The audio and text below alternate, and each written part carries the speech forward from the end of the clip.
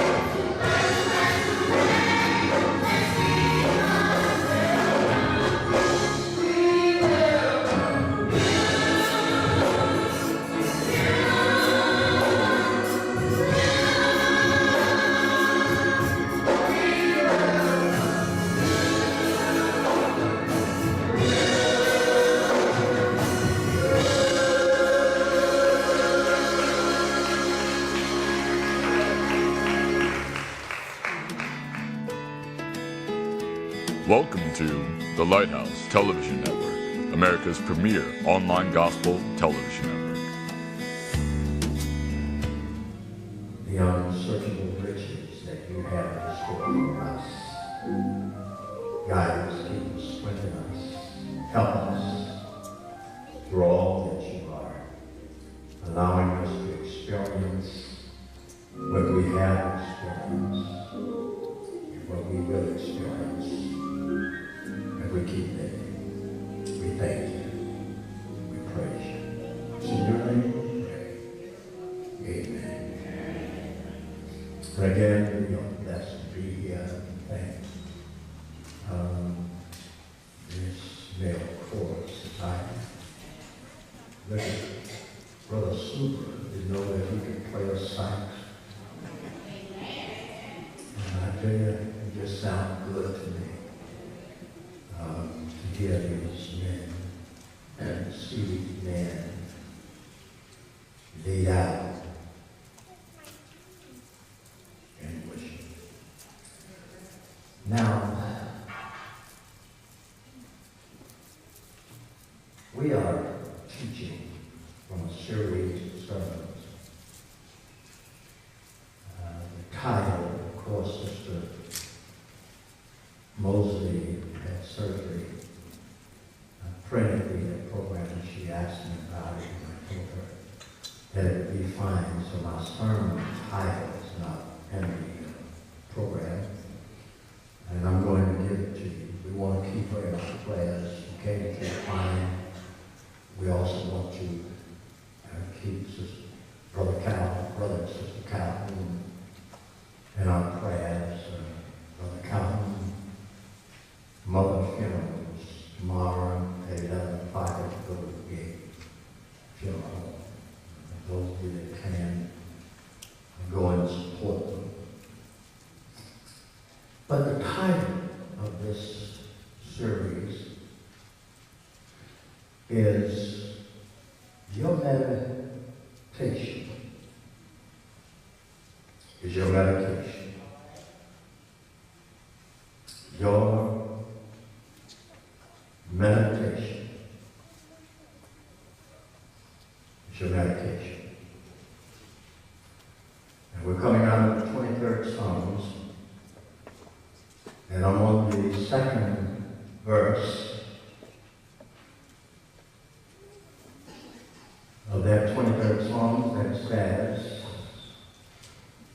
He maketh me to lie down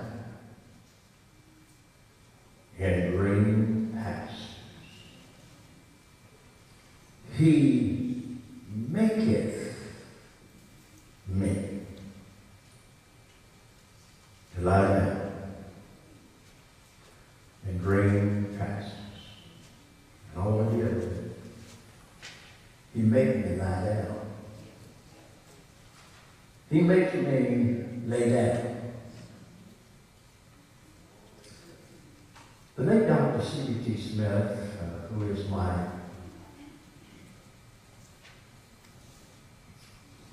Mr. McAllister, I was looking for you. I didn't know you were over there. who was my pastor and mentor, and a lot of folk thought I was his son. Matter of fact, they even say that today. When I see some folks, I thought you were Pastor C.B.T. Smith's son. So you look like it, you talk like it, you walk like it. But he was my mentor. And he preached here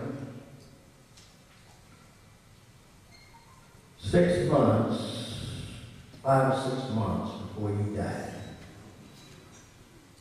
One of the things, some of you remember, he was late when he came here. And he shared with us that in 93, he had to preach an early service over in Fort Worth. And he said, I was driving 85 to get here. I said, 93.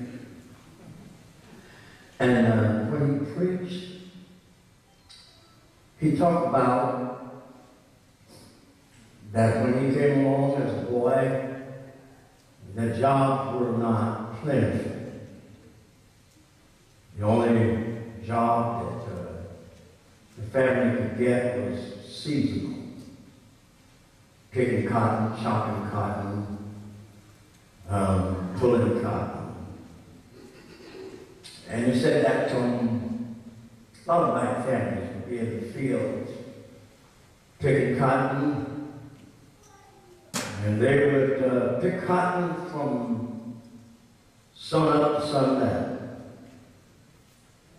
He said a lot of folk, a lot of families, when they were out in the field picking, that when it got dark, a lot of the families would start leaving, and they would look to their dads. Their dad would tell them, you all keep picking. So they would pick for a while, and then another group would start pulling their sacks down, leaving the field, and they would look at their dad, and their dad would say, you all keep right on picking. He said that we would pick until it got so dark that we couldn't hardly see the cotton. And then he said, it's quitting time. Let's go home. I remember that, how he said it to us, and what really got me anxious when I got called that he was in Presbyterian Hospital. And I went out to see him, and he was sharing with me. He said, I was scheduled to do a study in the Bible in Birmingham, Alabama. I said, I had a shortness of breath, and I thought I would check it out. And so I made an appointment with my doctor, and he said, when he finished checking me out, he told me, he said, you're not going anywhere. I'm going to have to admit you right away into the hospital. And when they did a thorough check on him, they discovered that 95% of 2 of his valves in his heart was completely blocked. He said, we're going to have to do emergency surgery, but normally, when a man reaches 80 your age, 80 or older, we don't even think about anything like that. So when we check you out, you have the body of a 60-year-old man. And Dr. Smith was saying to me, he said, no, 93, and I've never really been in the hospital. So I've really never been. This is the first time. And after that surgery, went back to see him, and wanted me to bring Rocky out. So bring him out. I want to see him. And I took Rocky out to see him. he was saying to me and him, he said, you know, I've been so busy. Preaching, never had time to do anything. Just preaching, he said, but I had the doctor cancel all my schedule. God has a way of making us lay there. And God has a way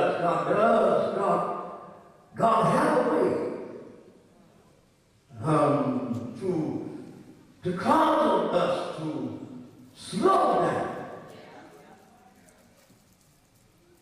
When we didn't have time to do anything else, He had a way of causing us to slow down and then lay down. And that's what He said to me. And I'm going to talk about that on the first point. That He makes me lay down.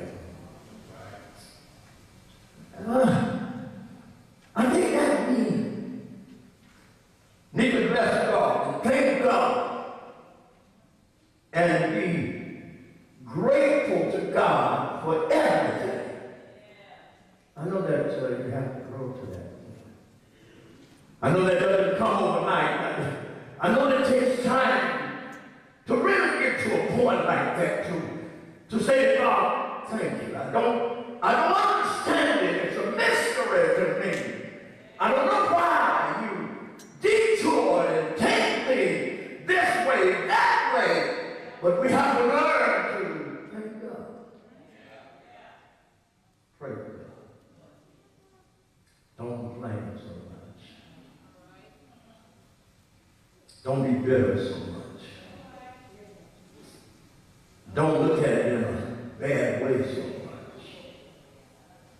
Just know that God has a way of causing us to lay down. But then look at what it says.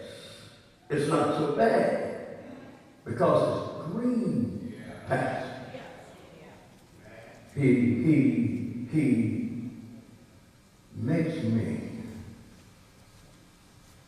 to lay down in green pastures. That's what it said.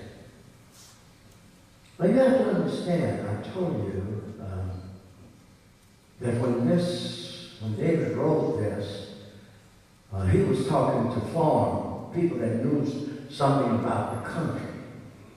He was talking to folk that knew something about sheep.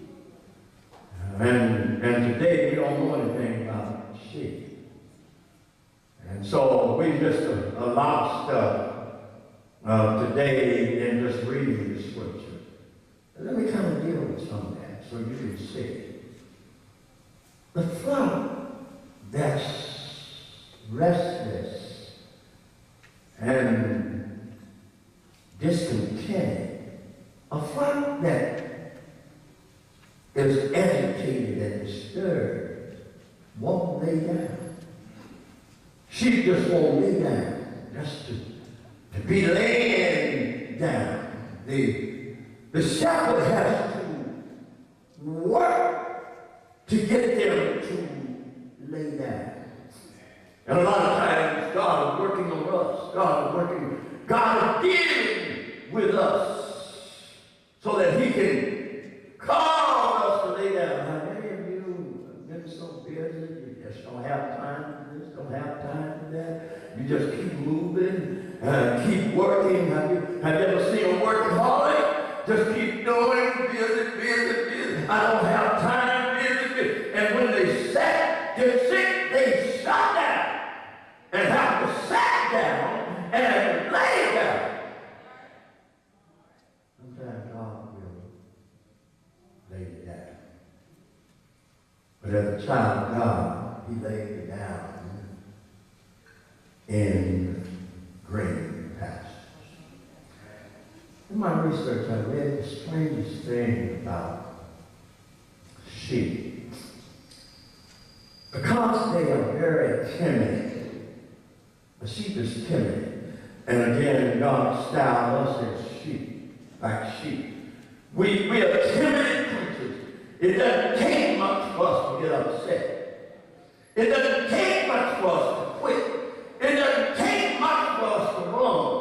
It doesn't take much for us to throw in the towel. It doesn't take much for us to say, I'm through. It's all over. Sheep are timid. Remember, they can't run fast because their legs are too short. They can't run fast because they have all that wool on their backs. They are timid creatures. And on the way that they can lay down, I want you all to write these 4 things down. Please write them down. On the way, sheep will lay down. 4 conditions have to be met. That is,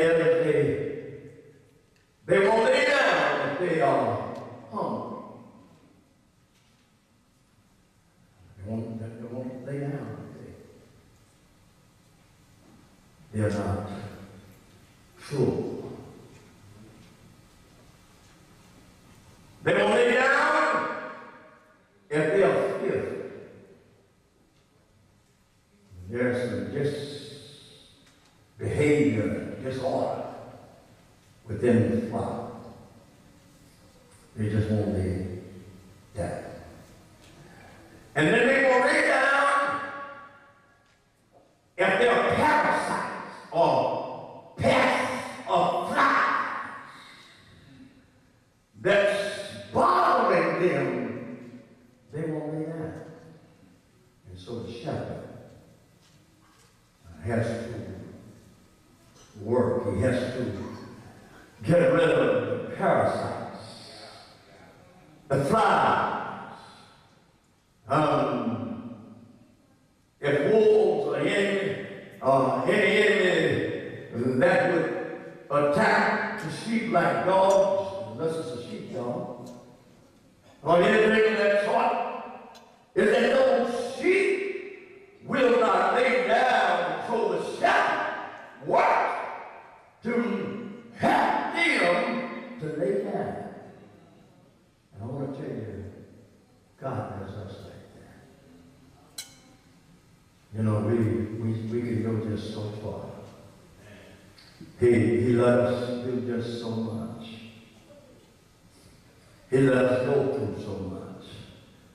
He let us experience so much that we get to a point that he calls us to lay down.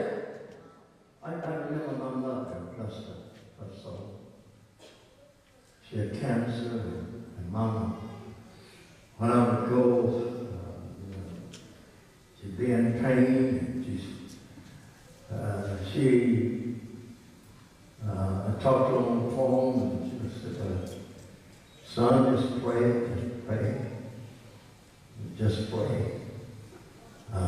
Just saying one after the other. And then finally she said, I'm ready to go home. God causes us to lay down. I want to give you all 3. Just 3. Well, they won't lay down if they're thirsty. Thank you, son. They won't lay down if they're thirsty. Won't lay down. And so I think that it's important that we look at this. But David is looking at it. David was thinking about how God protected him as he took care of the sheep, and he thought about that God is the navigator, that God is the one who does the ordering for you to lay down. He's the one. I think that we We need to look at that. You can't lay down. Have you ever been so tired that you just couldn't sleep? God is the one that causes you to relax. He's the one that calls you to become content. Even when things are bad, He enables you to relax.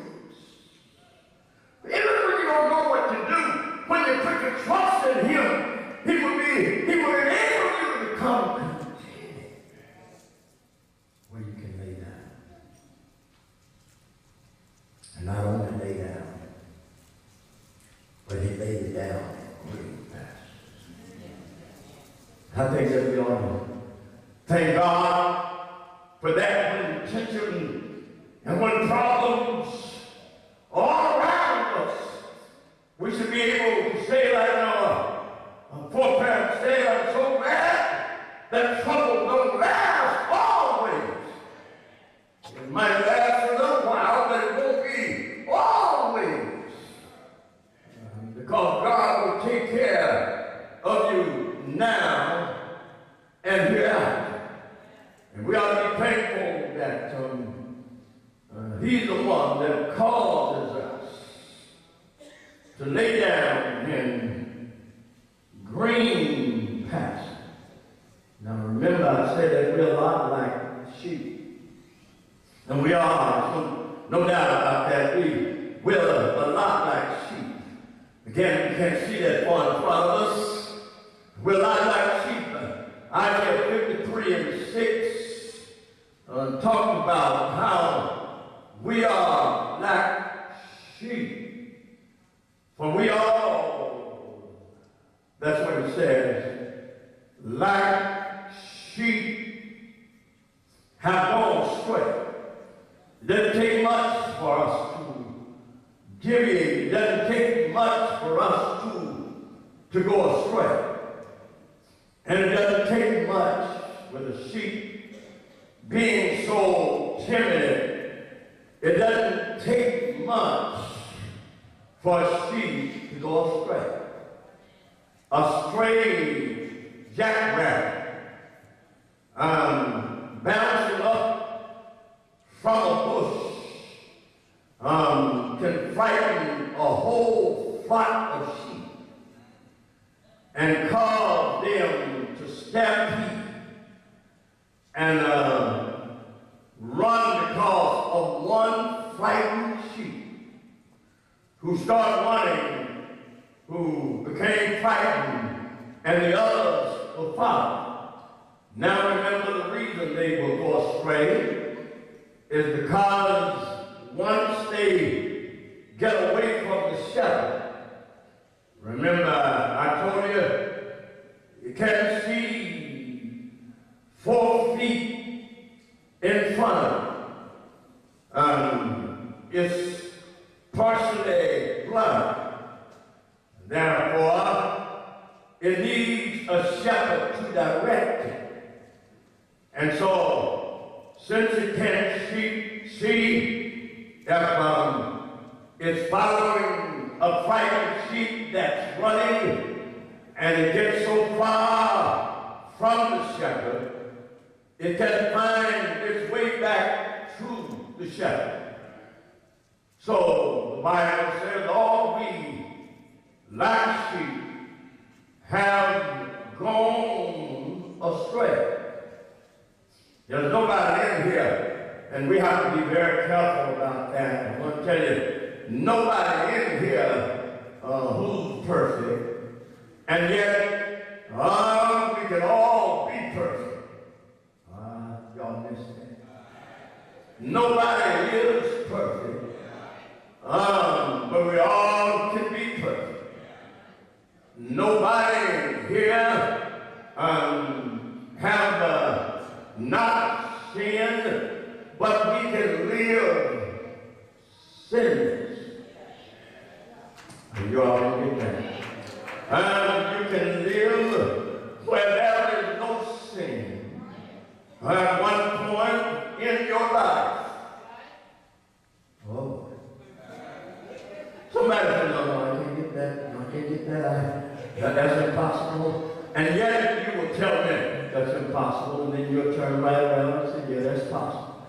Well, I'm going to be over a little bit today. I got to prove my point here to show you how you can be at one point without sin. Somebody says, show me. Well, have you ever asked God to forgive you? Have you ever asked God to move something?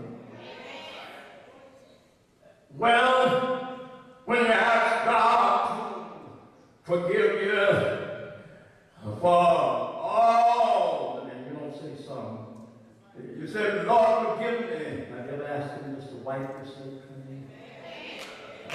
Lord, forgive me for all my sins. And God promised that He would forgive us for every sin that we committed. Well, when God answered your prayers, it meant that when He answered, He didn't just wipe your slate halfway, but He cleaned. When God cleaned your slate, you at that point was free from all sin. How many got a witness? Now you might have gone and did something else again, but I read the scripture said that we should pray without ceasing. We should always be praying. We should always pray that God would wipe our slates clean. Son, turn to Jude for me, and round about that last part of Jude. That's the last. You all find that that's the last, just before Revelation, the last book before Revelation in the Bible, and pull down. I don't know what verse it is, but it's right down in the bottom of Jude. It's only one chapter in Jude. And this is what it says. Now unto Him that is able to keep you from falling and to present you faultless before the presence of His glory with exceeding joy. Now to the all-wise God, the only wise, He's all-wise, God our Savior, be glory, majesty, dominion, power, both now and forever. Do you see that? God is able to present you faultless. Faultless means no sin. I think I said enough on that. Let me move on. He's able to do it. A second point I want to say, sheep will not lay down. They just won't lay down. Unless everything is all right, they won't lay down. They won't do it until everything is intended. That's what Pastor Smith said. That he's laying down. And the shepherd gets the sheep up, says they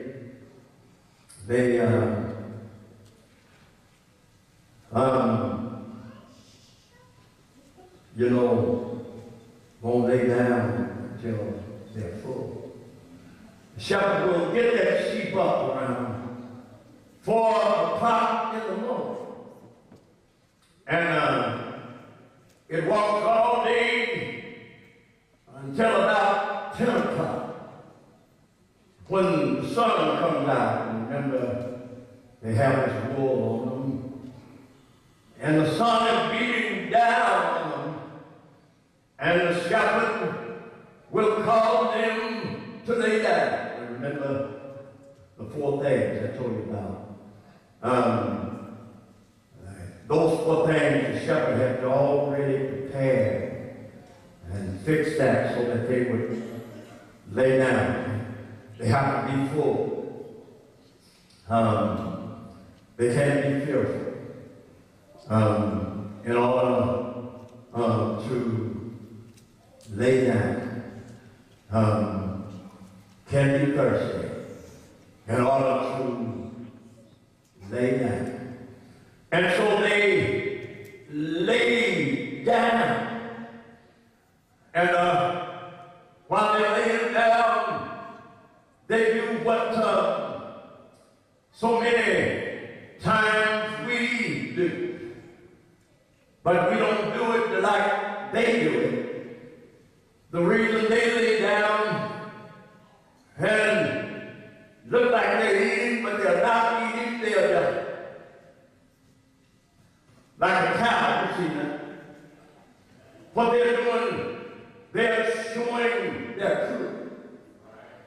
For the sheep, for animals, for deer, and those type of animals, what they're doing, that's nature's way of digesting their food. Grace brought me, save this Lord.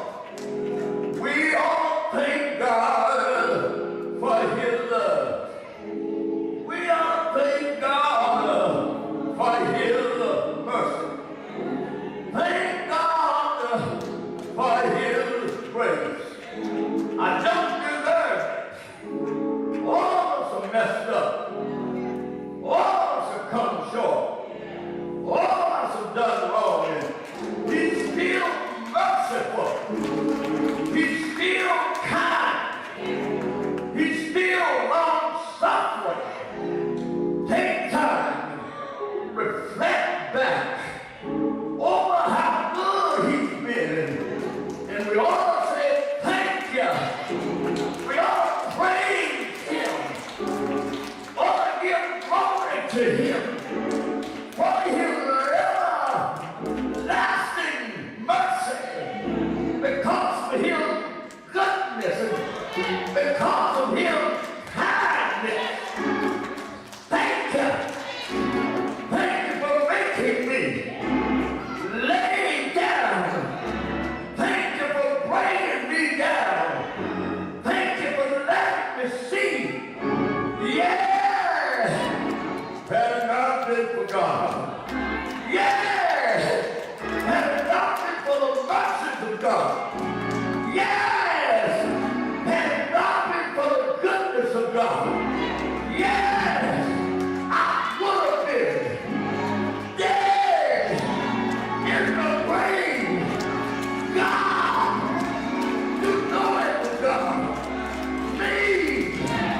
Hateful! No good! God! Spoke the word! God! Kept me! God! Saved me! God! Loved me! Glory! Oh! Glory!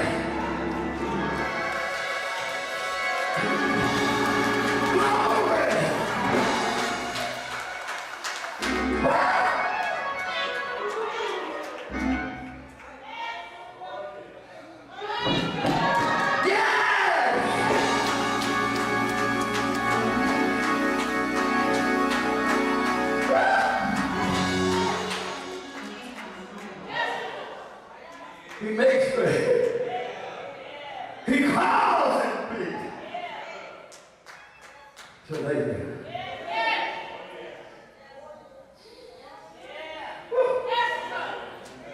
The grave, Pastor, I'm over here. I'm over here. Let me get to this last.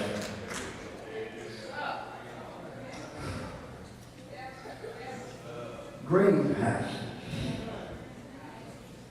Green pastures just don't happen.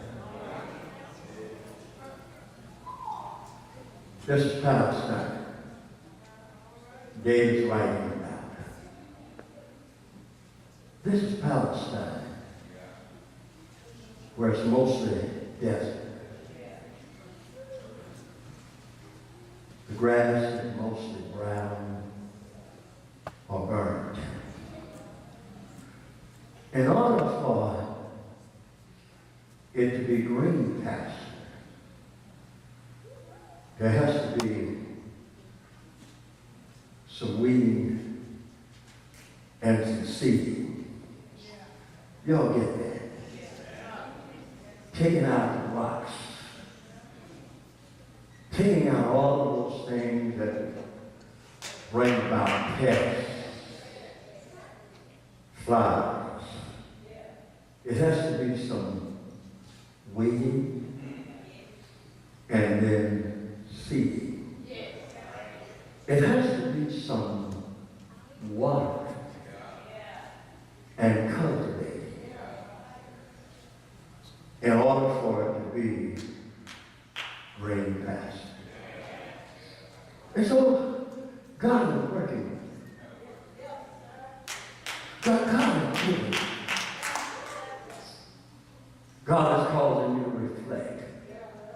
And some of you don't even take time to see that God is working. That God is dealing with you.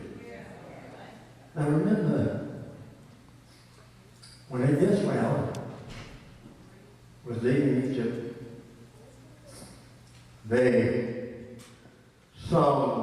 God was getting ready to take them through barren land. And they were looking to get to the promised land. But they had to go through the desert in order to get to the promised land. We read that. When we read where Israel was and looked at where we were, the slaves started singing. They didn't know how to read and write, but they knew how to sing. And they started singing, "How far am I from the promised land?" Now, notice that green grass would cause the sheep that David was taking care of, that green grass would make the lambs who was carrying the sheep and who had sheep. Green grass would cause a heavy flow of milk for the ewes. That's what green grass is. And we started singing about that. We started singing, "I'm bound," our old foreparents saying, talking about the promised land, green grass, green pasture. I'm bound for the promised land. Oh, who will come and go with me? I'm bound for the promised land. We heard him sing, and I like the way Aretha Franklin put it in her song, how she talked about she heard of a land on the far away strand, a land where you will never grow, a land flowing with milk and honey, never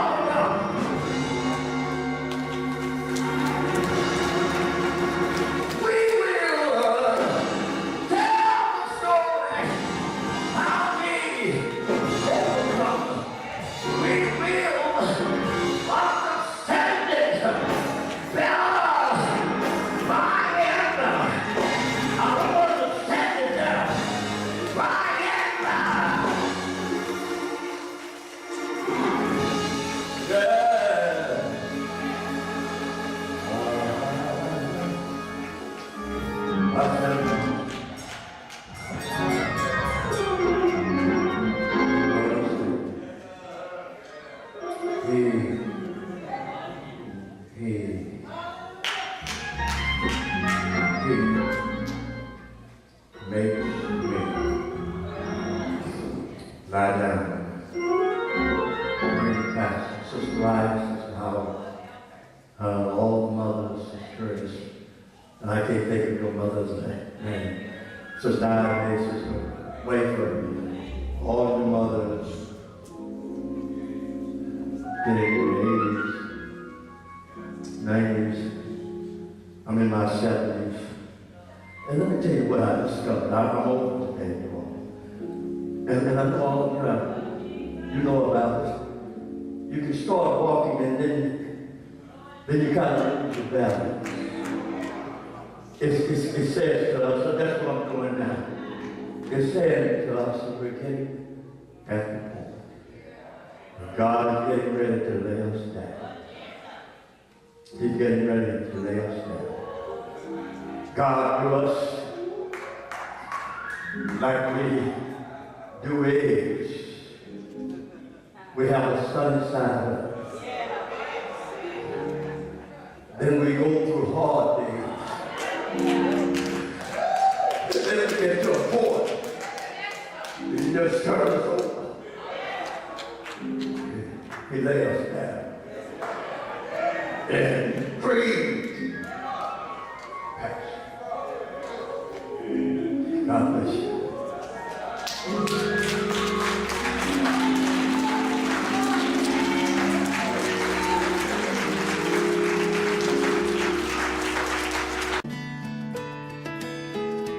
Welcome to the Lighthouse Television Network, America's premier online gospel television network.